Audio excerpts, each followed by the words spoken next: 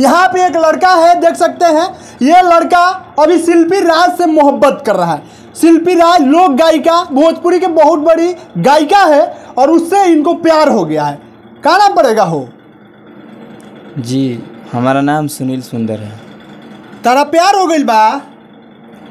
दिल से बेपनाह मोहब्बत करेले उनका से। हम कितना न्यूज़ पे बोलले बानी कि हम बेपनाह मोहब्बत करेंगे।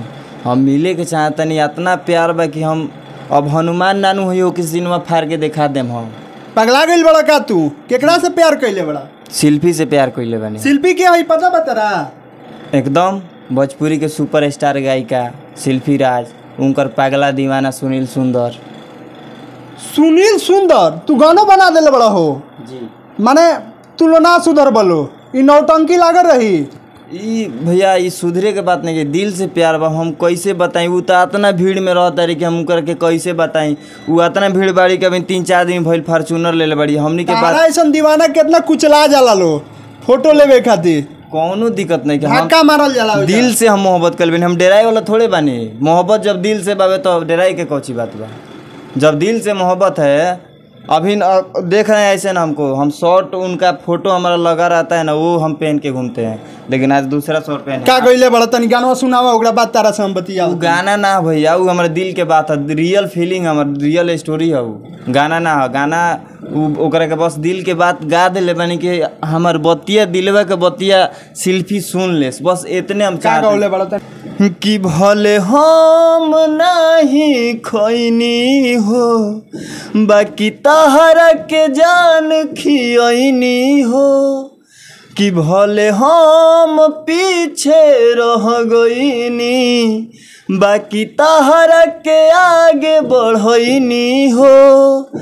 आज रहतारू तू दोसरा के कवार में पागल लागे हो जाई शिल्पी तहरा प्यार में पागल लागे हो जाई शिल्पी तहरा प्यार में।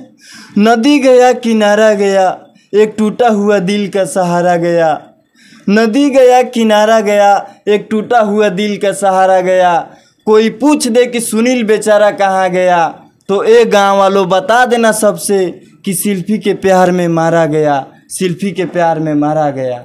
इतना पागल बड़ा हो?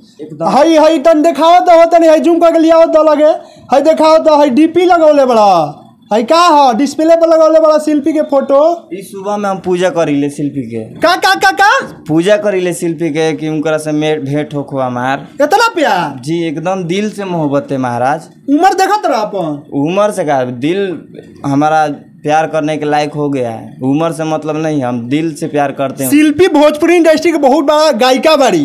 उनका नाम के तू आज उछालत रह, बदनाम करते रही, गलत बाकी ना हो? हम कहाँ बदनाम करते हैं? बदनाम करे के काम थोड़े करते हैं, हम प्यार करे नहीं बताओ। कैसे प्यार है? कैसा प्यार है? पैसा का प्यार कैले बड़ा तू?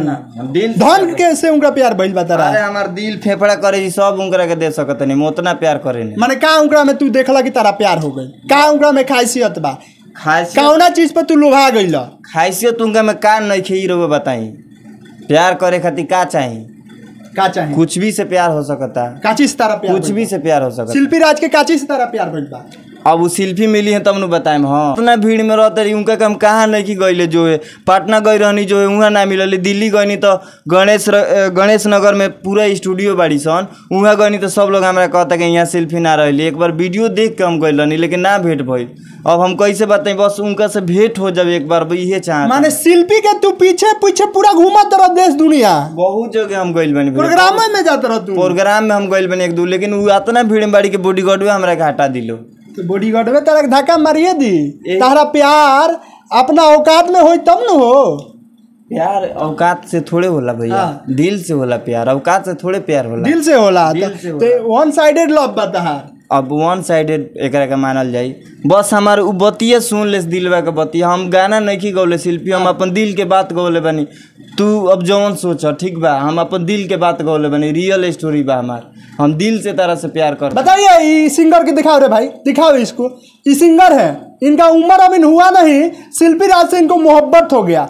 चले आते हैं लोग मुंह उठाकर किसी से भी प्यार हो जाता है। खेसारी से आज कितना औरत प्यार करो तरी से हो, केकरा केकरा के मेहर बना के रखा अपना साथ। हम मेहर के बात थोड़े बा भैया, हम प्यार करतनी।